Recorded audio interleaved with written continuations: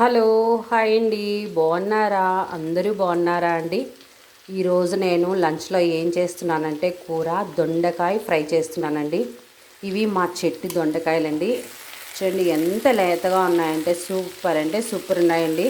ఒక్క దొండకాయ అయినా సరే రెడ్ కలర్లోకి రాలేదండి. చక్కగా అన్ని గ్రీన్ కలర్లో ఉన్నాయండి. చాలా లేతగా ఉన్నాయండి. ఇంకా కూర పూర్తయి మనం తినేటప్పటికండి నిజంగా చాలా అంటే చాలా బాగుంటుంది. దొండకాయలు పండొచ్చాయనుకోండి కచ్చకచ్చ అన్నట్టు ఉంటుందండి కూర. దొండకాయలు లేతగా గ్రీన్ కలర్లో ఉంటే మాత్రం అసలు ఇలా నోట్లో పెట్టుకోగానే అట్లా కరిగిపోయేటట్టు ఉంటుందండి దొండకాయ కూర. ఇవ్వండి మా చెట్టుకి కాసాయండి దొండకాయలు. నేను ఇవన్నీ చక్కగా పొడవుగా కట్ చేసి చక్కగా పల్లీలు వేసి ఎండుమిరపకాయ ముక్కలు వేసి చక్కగా ఫ్రై చేస్తున్నానండి. ఇంకా అవటానికి ఇంకా 10-15 నిమిషాలు టైం పడుతుంది. చాలా బాగుంటుందండి. సాంబార్ వేసుకొని దొండకాయ ఫ్రై చేసుకొని విడివేడి అన్నంలో ఇంత నెయ్యి వేసుకొని కలుపుకొని తింటే అండి సూపర్ అంటే సూపర్ అండి. మరి మా చెట్టు దొండకాయలు మీకు నచ్చినట్టయితే లైక్ చేయండి, అలాగే కొద్దిగా షేర్ చేసుకోండి, సబ్స్క్రైబ్ చేయండి, అలాగే కామెంట్స్లో కూడా ఎలా చేస్తున్నాననేది తెలియచేయండి. మర్చిపోకండి.